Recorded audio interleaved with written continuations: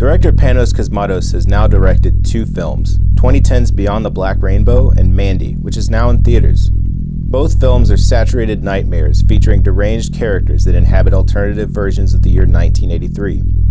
The world building on display is either lush and unique, or the veritable nonsense of a stoned 16-year-old metalhead's creative writing assignment, depending on your viewpoint. The experience of watching either film defies easy description. Or does it?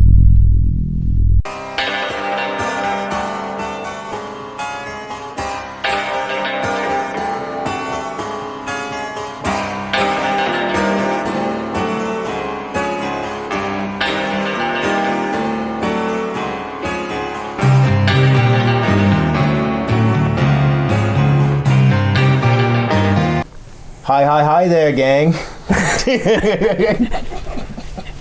Should I start? No, we're keeping it. Keeping it? Okay. All right. Hi there, gang, and welcome to another edition of this, where today my choice and stuff. Today's my choice. We're doing the films of Panos Cosmatos. I really hope that's how you say his name. I don't know. Anyway, he has 2 films. The first one being Beyond the Black Rainbow, and the second one is Mandy, which is in theaters as of this taping. So, I think first we'll talk a little bit about Panos Cosmatos, and if I'm not butchering his name. There's not a whole lot that I know about him other than I think he's Canadian, and he's the son of a film director who directed some action flicks back in the 80s. Cobra. A couple of Stallone vehicles. Right. Cobra, first Rambo Part 2. Right. Yeah. And Tombstone. He did Tombstone? Mm-hmm. Okay. I didn't do my research for this one, so I'm just kind of winging it here. So anyway, he's made the 2 films, and I thought they were worthy of talking about. I saw Beyond the Black Rainbow. It's another Netflix find like years ago.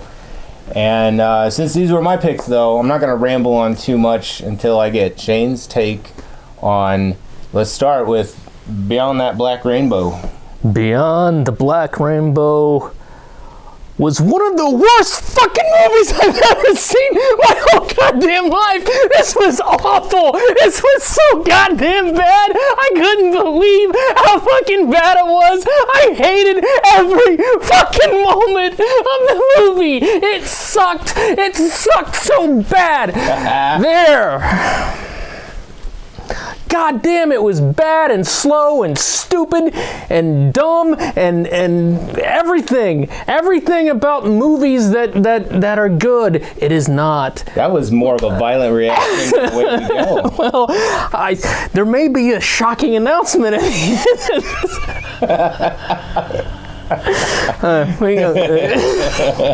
end. Before we go on, there's certain predictions that were made for this one, which we have a slightly new segment. We'll probably throw it in at the end. Mm-hmm. Anyway. Yeah. Okay, but that's how you really feel? Yeah, it was. This movie was the first movie and that I can remember where I was like, I don't know if I can get through this one. I need to maybe turn this off because I only have maybe 30-something years left in me, and I don't know if it's worth spending. I could have gone out to eat. Yeah, you could. I could have gotten a colonoscopy. You could have, I don't know, paid some taxes preemptively. Right, I could have done it. Yeah. Yeah. So what did you think? I loved it. Oh my God. Okay. I love Beyond the Black Rainbow. Why? I loved it because there's a lot of reasons. This seems to happen with us.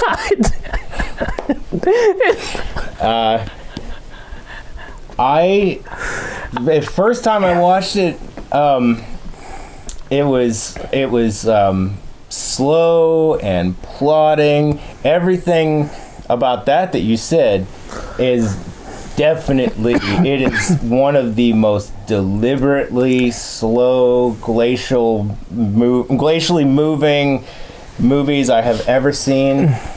I couldn't help but think about the closest. You're probably gonna punch me. The closest comparison that I have for it, at least for the pacing, is 2001: A Space Odyssey. Right. I see a comparison there with that, like not just in the pacing, but in like the deliberateness of it, like some of the shots, like some of the aesthetics of it. I'm not gonna go full on and compare him to Kubrick, but I think that some of Cosmatos's shots have the visual power, and combined with the score, I think sometimes he puts me in mind of the strength of Kubrick shots. And not many people do that. Right, and it's funny you should mention Kubrick, because after growing older, I think he's a piece of shit too. I don't like it. I can't do it. 2001, the opening with Early Man, great. House stuff, great. Everything else, I don't care. Okay, well, that's maybe for another time. Okay. We'll talk about that. It's not just that movie, it's like... Yeah, his whole body of work. I can't. Even Eyes Wide Shut, and I thought you used to love that movie. That's the thing. It's one of those things where you're young and you think you get into something and you think you follow the tastemakers, you follow those people, and then one day you realize these people are pretentious pieces of shit, just as these movies are. Wait. Mm-hmm. Are you admitting to following like some sort of trend there?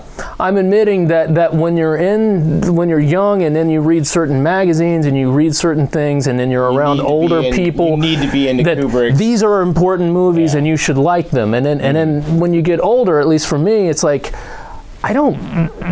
this isn't working. And this isn't that great. Obviously, it's all subjective. This isn't.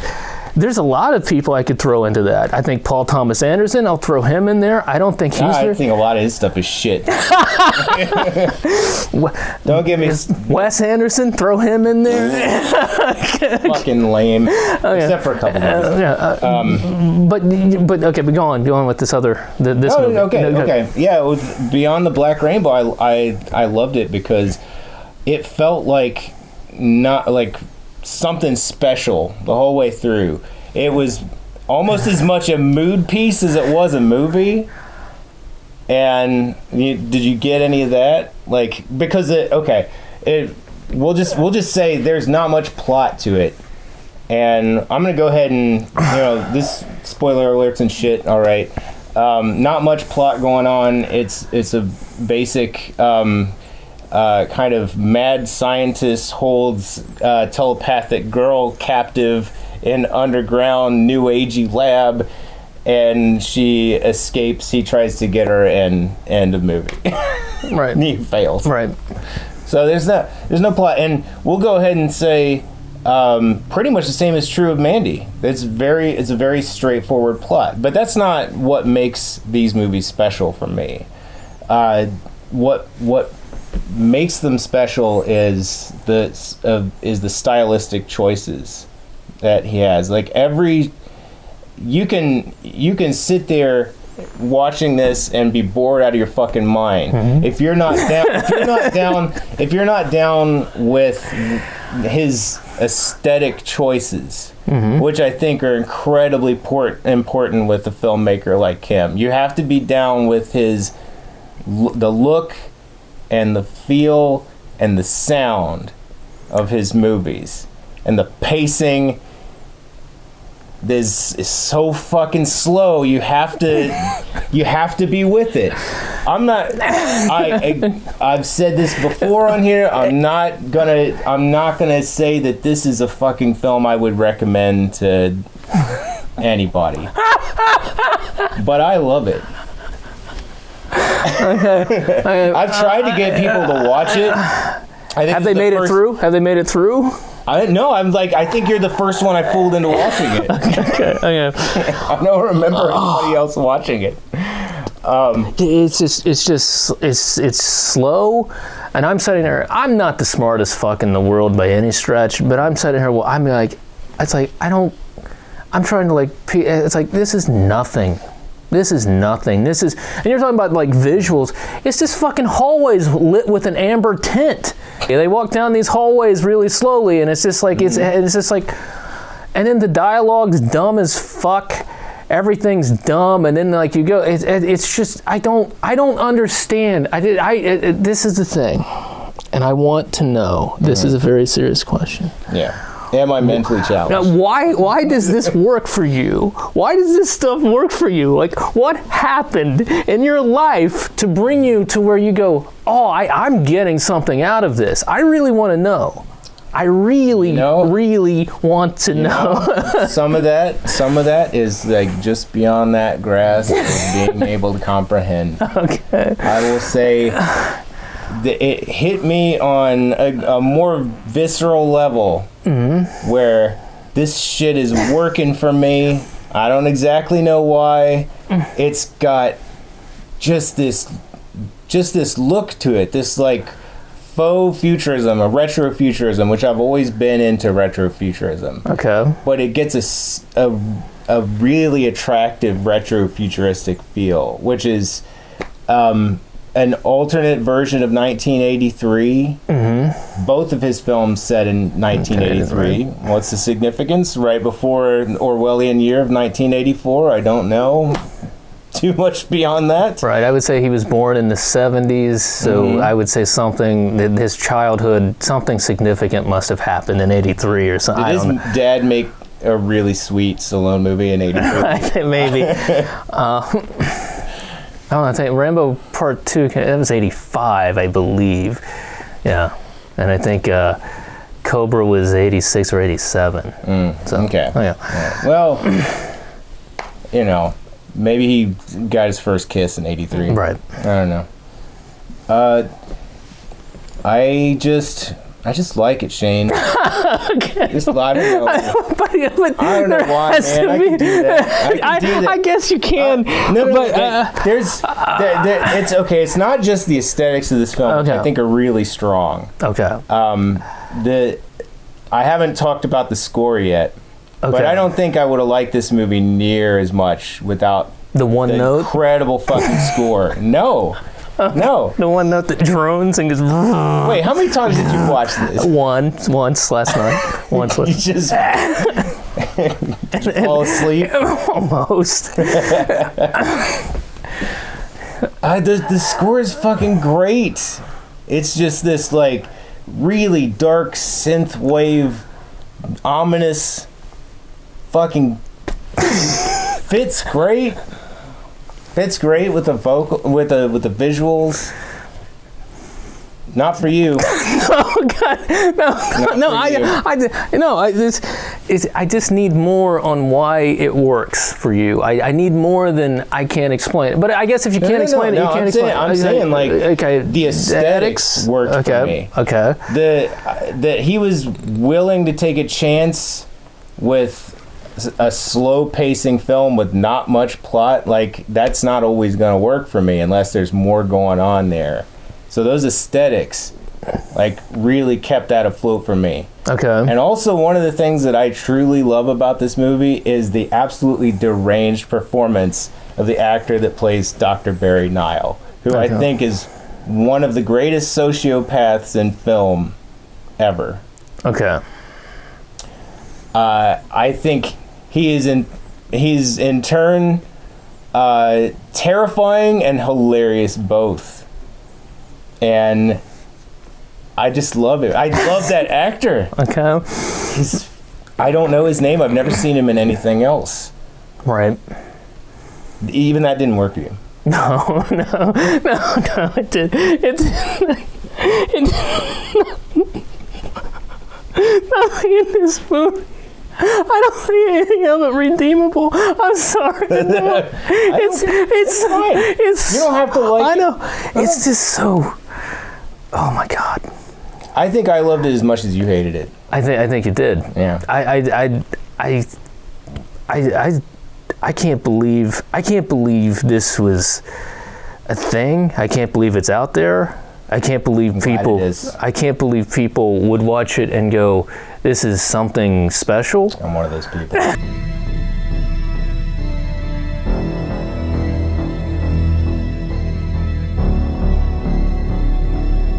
You're doing so good.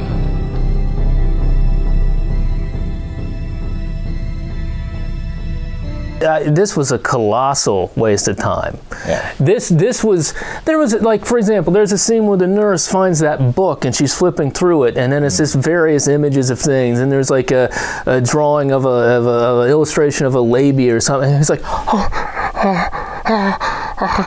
and I go, what the fuck is it? Why? Who cares? Why is First off, the nurse is weird. Right. And then second off, that scene is meant to show Dr. Niles increasing strange fixations on Elena.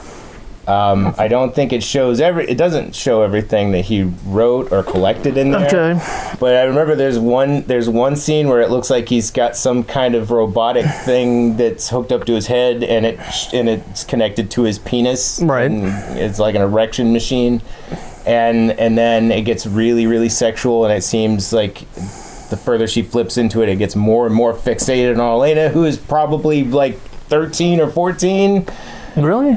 Is she older than that? No, I think she was supposed to be pretty young. Okay. Yeah. I thought she was at least in her 20s, but I could be wrong. No, I think she was in her teens, if that. Okay. Yeah. And the nurse is like, ooh, this shit is weird. This guy's unhinged. And she drops it. But don't you? Well, yeah, this is too much. But having someone in an isolation booth, it's like having a young child. Why at that point? Underground jail in a new age center where like there are two employees. Yeah, but this book is too much. I mean, that's what it's just. I just point in numbers. I don't ask questions or anything like that, and then smoke my cigarettes. Right. Yeah. I don't. This stuff, like here's what it does kind of remind me of. But but here's the thing, these kinds of visuals or this kind of stuff works better to me in a video game form, because it has a kind of Silent Hill 2 vibe, a little bit, in a way, just because of hallways, a lot of hallways, and people walking down them. I don't know. It just doesn't. It could also work as a Resident Evil game. A Resident Evil game, one of the early, right? But I don't know. I don't understand. I really don't understand. I don't understand. And then sometimes I go, am I a dumbass? Is this not, am I really that dumb where I'm not getting this? Because what I see is almost like a really pretentious film student making a movie, and this is the kind of stuff they would make. But as a film students, like, they usually make shorts that are like 20 minutes long. This is feature length. It's feature length. and it's just stuff. It's just, again, it's just visuals and these ideas thrown out, and it doesn't amount to anything to me. It just doesn't.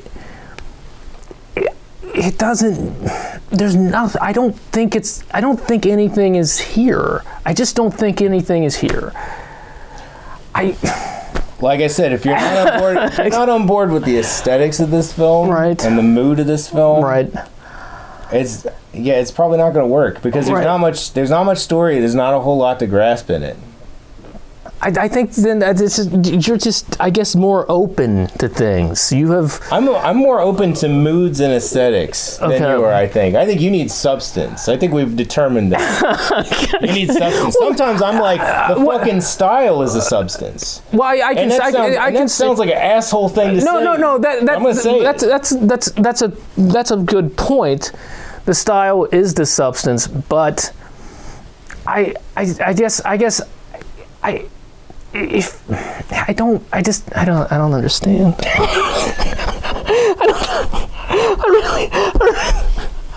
really don't. I'm really trying to understand. I'm not going to make you understand. I know, but I want to understand. I really want to understand. Do you really want to understand? I do. Take LSD with me. Oh God, I don't. It'll get you so there. Well, that's the thing. So this is a movie for people that do a lot of drugs. I can definitely see that. Yeah. Do you think that's the thing? Do you think that is that's what you have to cross? No, okay. I don't. But I do think it can help. I seriously get the feeling 2 films in now. Okay. I get the feeling like Panos is making films. Some for people who like to, have some substances with their films. Okay. Right. That's probably going to be how a lot of people enjoy it. Okay. I don't know what it says about me that I can watch this not fucked up and be like, ooh, I really like that. Well, okay, go back. Okay. When did you realize that this was working for you?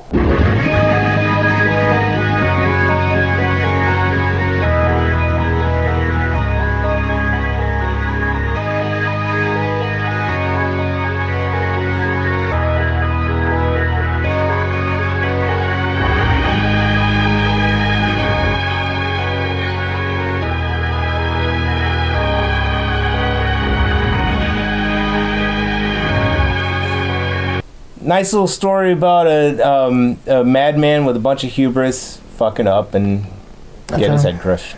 Okay. With a really sweet ass score and beautiful visuals. I don't know if it's worth a nearly 2-hour runtime. I don't know if there's enough movie there. I don't know if you should watch this not high. I loved it. No, I think there's yeah, okay. You want to let's transition to the other one now. Okay, he did a second one. He did a second one. Okay. It's called Mandy. What'd you think of this one? Well, this is a little different. This actually makes my top 5. Your top 5 worst movies. No. This one was actually better than Beyond the Black Rainbow, but I still thought it was one of the worst things I've ever seen. But it was better. But only because of Nicolas Cage. Here's the one thing in this one that I liked. The one thing. The title card art between the different acts. Yeah. I like that. It looks like van art from the 80s. Right. Yeah. I thought that was a nice touch. That's all I like. Give me my fucking $12 back, Panos. Yeah. That's how I like. But this one was just. I think this one's a little more accessible, wouldn't you say? Yeah. Oh yeah, for sure. Yeah. Which made me like it less. Okay. Well, yeah. So what did you think about this one? Did this one not work for you? No, I liked it. Okay. I actually like Beyond the Black Rainbow better. Oh, okay. Yeah. I liked this one, but it was more accessible because and when we say that for him, it's still not. No, it's still not. It's still maybe like 5 people will like this movie. Right. I think I saw the movie with couple of them. Well, no, it's getting great reviews. Oh yeah, no, it's got great reviews on Rotten Tomatoes. There are people that are down with the aesthetics, man. Okay. They're down with it. Okay. They're down with this. This movie is fucking metal. Yeah. I'm not even into metal, but this movie's fucking metal. Yeah, it's definitely that. But it opens up with the King Crimson song. Yeah, which is not that metal. Not that metal. But it gets a lot more metal. Right. Yeah. Okay, so this one you didn't like as much. I liked it a lot, but not as much as Beyond the Black Rainbow, which I love. Okay. So I think your hatred for it is making me even stronger in my love for it.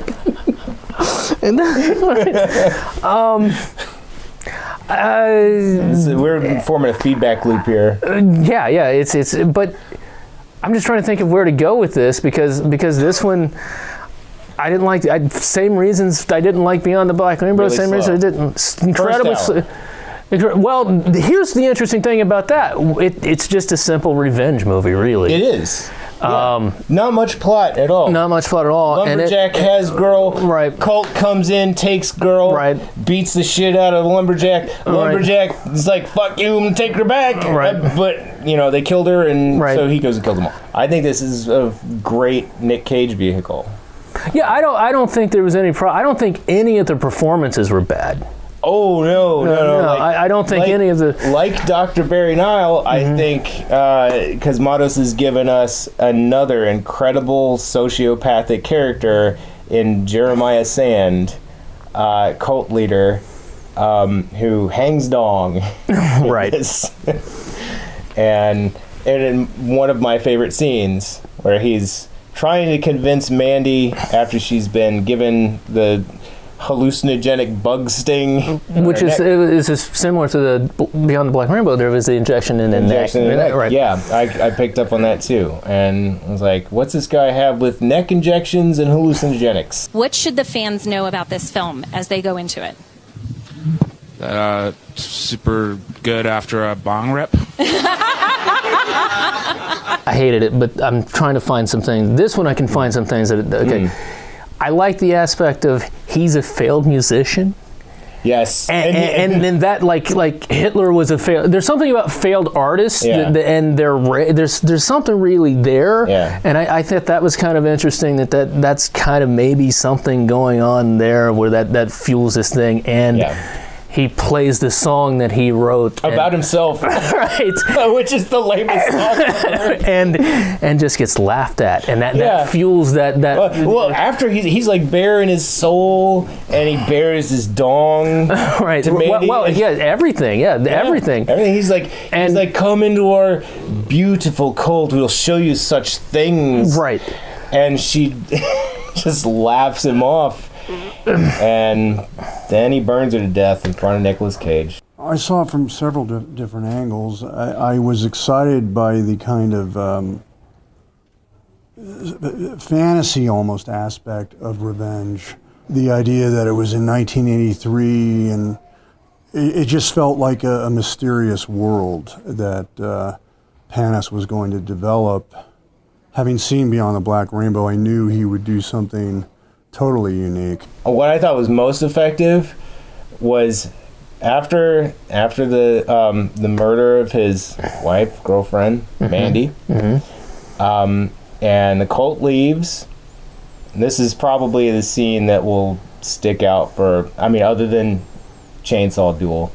This is the scene that will probably stick out because this is in the Nicolas Cage highlight reel. Okay. Where he gets out of his binds and goes into the bathroom and proceeds to drink a bottle of something, probably vodka, pour it on his wounds, and have the most animalistic acting scene of certainly this decade. Yeah. And which in turns, everybody in the theater was laughing. Okay. I laughed out loud several times, but then I also was like, shit. It was both hilarious and incredibly sad. Yeah. And it was a great bit of acting. And it was like so Nicolas Cage. Like, not too many people can pull that shit off. Right. And people will probably mostly laugh at that scene because it looks like straight up Nicolas Cage overacting. Right, but I understand your point because with what he's been through, it's not. It's not. Because I would imagine being in that situation. He's fucking broke. Right. He's seen the worst thing he could possibly see. Right. And he's like,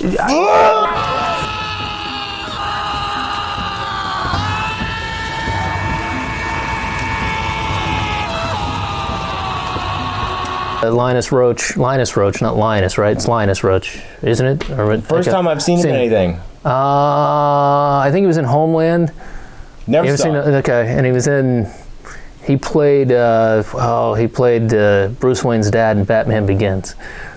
He kind of looks like Michael Douglas a little bit. Oh, wow. And so, yeah, he does have a little bit of Michael Douglas, yeah. His scene at the end, I thought, I guess I'm finding some things about this one that were for me more than what I initially... I think you need to watch Beyond the Black. I still don't like it, but the end scene, when the confrontation, where he goes through every single emotion you could go through to if you're confronted, where it was like, basically, I'm your god, to then kind of like, I'm afraid. I'll suck your dick, man. Right. To, I like that too. I like that, going through everything, and then like the resignation, and coming back like, you can't do this to me, and like trying to command him and stuff. And then Nicolas Cage, what's going on with Nicolas Cage's voice? They pitch shift it way down. Right. And then he... Well, there was a scene in Beyond the Black Rainbow, the head squeezing death, and the same thing here. Mm-hmm. Well, because head squeezing deaths are cool. Right. Well, this one has the eyeball that's... popping out. Right. Lovely. So... Yeah, but I also, this one had things in it that I just don't...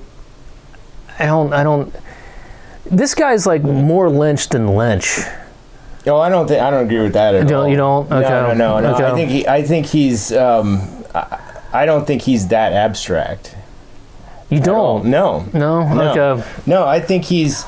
I mean, Lynch goes for mood, but I think Cosmatos' moods are less abstract than Lynch's. I think.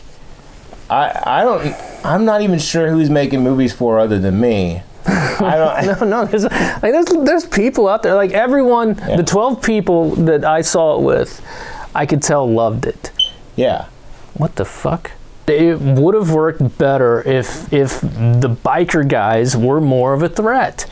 I mean that's it was built up like they were the ones, and it also was built up like they had. They were supernatural, but they really weren't, right? Yeah. And I thought that was something I read even like close to a year ago, of like, some sort of press release about the film. There's some kind of supernatural force that the cult worships or is in control of or whatever, and they do certainly come off as supernatural, but then you just find out they're just really fucked up from some bad trips. Right. Which maybe would explain how easily they are taken out, that they're not really anything. Well, they seem to be really good fighters. Right. I mean, like the one guy, doesn't he take an arrow through the neck and just pulls it out and has a knife fight? Right. And then the one I thought was most interesting looking got killed off the first one they killed with the spike. I know. I wanted to see. I know. I wanted to see. Like, I thought that guy was going to do something so cool, right? And he just gets run over. So I'm going to go ahead and guess you're not in a hurry to see Cosmatos' next film. No. Yeah. If we're still doing this at the time, though, and you want to do it, I'll go. And the thing is I'll totally give things a chance, because the next one he may go, I'm going to do something a little more conventional. I don't think he will, but but you never know. I'm glad he's out there doing things that are not that conventional. Okay. Yeah. I don't know. I do think he would probably be better directing music videos. No, that's a good point, because I forgot all about this. Yeah. This stuff, it's like he's making a Tool video or something. Tool. Those are the visuals that I see in Tool videos. No. Like Beyond the Black Rainbow is very, very like retro, like synth wave kind of stuff, and in Mandy, it's total like stoner metal. So that one is, but I don't know. I see like, because like I was waiting for things to go like, in Tool videos or like videos from the 90s, like in metal videos, like things would go or like stop, like a real sped up animation. They did that shit a lot, and I guess it wasn't really any of that, but I could see short form something like this stuff lends itself to music more to me than a narrative. Yeah, I think the score is every bit as important as the shots, the visuals. Okay. Like, I don't think these movies would have had their power over me if they hadn't had those scores. Okay. Panos is a Kubrickian filmmaker in many, many ways. He's extremely patient. I think for him it's more important to get it right than to produce a great volume. And so he's a lot of filmmakers we work with, understandably, are constantly, any updates, any new. Panos is slow down, guys. Let's be slow, deliberate, and get this exactly right. And by the way, he did. I think both of these films are victories of like style over substance, where the style is the substance. I'll say that for both of them. Okay. And it's got to be like a particular style that wins out over the substance to like win me over, and these two just happen to have it. Okay. And I totally get why it's not for you. You know, going in, I didn't think it was good. That's partially why I chose it. Okay. It's trolling you a little. Right. Okay. Again, it's like you have to get down with his particular mood that he's taking you on. It's going to be a long, drawn out, all kind of laborious thing. And it's going to be an experience unlike most other. You're not going to find many theater going experiences like that, too many movies like that. And I think you would probably say, great, nobody should make movies like this. But I like that somebody's taken those chances to make something like that, to really advance that kind of aesthetics, whereas they're kind of anachronistic. They're both of his films set in 1983. They have like a gritty look to them and like really saturated colors, just beautiful sets, beautiful backdrops. Everything is great, like just framed really well. Wonderful cinematography. The scores. If you like blurry shots, because most of the shots in Mandy were out of focus. So yeah, some of them. So well, it's because it's because I think it was meant to be a little more drugged out than Beyond the Black Rainbow. I mean, it's that like hallucinogenics are definitely a theme in his movies, right? So maybe that's in anticipation of some of the audience being on hallucinogenics. I don't know. But it's, like that. There's one shot that really stuck with me in this one, and it's when Jeremiah Sand is, it's just the camera's right on his face, very close up, and he's trying to talk to Mandy about all the great things about, joining this cult, and how whatever God opened his mind up to how he could just take anything and it's his. And her face blends and becomes like kind of superimposed on his face, and then it shifts back and forth. I just thought that was a really cool effect. So I think that he does some trickery that works on me, some visual trickery. I realize like I come across kind of shallow defending films like this because it's hard to be like, I just really like the mood, I really like the look, I really like the aesthetics. I can like those things and think otherwise it's not the greatest movie. And I'm gonna say I don't think that. I mean, Beyond the Black Rainbow, I love it. It's not one of my favorite films. Mandy, I thought it was really good. It's not one of my favorite films. I don't even know if it's one of the year's best. Okay. But it is really interesting, and I think people should experience it. I really think people should experience films like this and make up their own minds about it. Okay. With Holy Mountain, I said you should see it. I did say, with these two, no. I no. So do you want to do the reveal thing? Yeah, let's do that. Okay. Yeah, we're gonna play the Newlywed Game. Okay. All right. So, all right. So who should go first? It's up to you. Okay. Why don't you go first? Okay. On Beyond the Black Rainbow. What did I think you would say? that Okay. you thought. That I thought you This would. is kind of convoluted. How did this? This is what I thought you would think of the film. Okay, awesome. Okay. All right. And there it is. I see it. And you were correct. It says masterpiece. I don't know if the And okay. what I thought Shane would think of the film. Wait, I got it. Oh! Shit. Okay. All right, well, I don't know if that's a cut, but anyway. Surprise, surprise. Hated it. It's upside down. It's probably backwards. Hated it. Hated it. Okay. Okay. Okay. We were both right. Both right. All right, now for Mandy. You want to go? Yes. Go for it.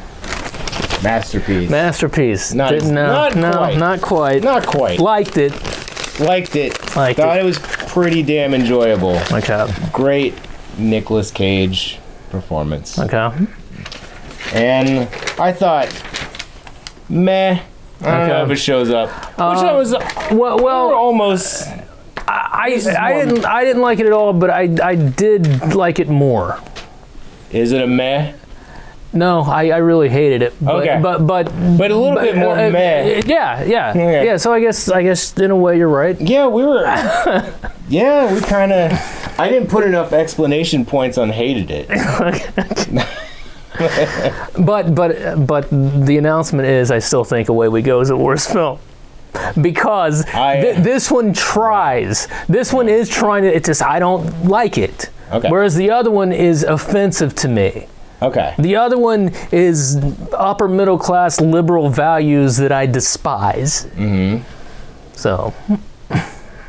And I don't want no social commentary. Really. No. Not much anyway. No. Yeah. So it doesn't try to be that. Right. Would you say it's one of the worst films ever made? This one, I would say Beyond the Black Rainbow would definitely be in my top 5 worst things I've seen. Damn. Yes, yeah. I actually, it might be the number 2 spot behind Away We Go. Was Holy Mountain in there? No. Okay. No, because Holy Mountain, Holy Mountain had better. The pacing I was okay with in Holy Mountain. The visuals stuck with me more in Holy Mountain, and like I said, I don't like it, but I can see how that is an important film, and I understand that one has an impact, and I could see something in it a little bit. Whereas this one, it really truly is just stuff on the screen that doesn't mean much. I'm gonna go get my LSD, and we're gonna watch it again. The phone went off, right? And it's a text message, I could tell. And someone I know went to see it tonight. Yeah. And they're going to reveal what they thought of it. Was it Jason? No. Was it? Like 3 people. Right. Was it Valerie? Yes. Ah. Oh man. Okay. Let's see. I don't know if I can handle another thumb. Damn. Here's what she's had to say. It was awful. I hated it. That's cool. Okay. Wait, that's it? Yeah, that's all she said. Yeah, I'll show you to verify this. It was awful. I hated it. There you got it, folks. 2 thumbs down. So, It wasn't as bad as all that. Come on, it had Nicolas Cage and a chainsaw duel. For what substance there is, I will say there's not a lot. well, here's... Okay, go on. No, okay. go ahead. What do you think this is about? I'm not exactly sure. And if you're going to go through all the trouble of kidnapping someone, I wouldn't go for her.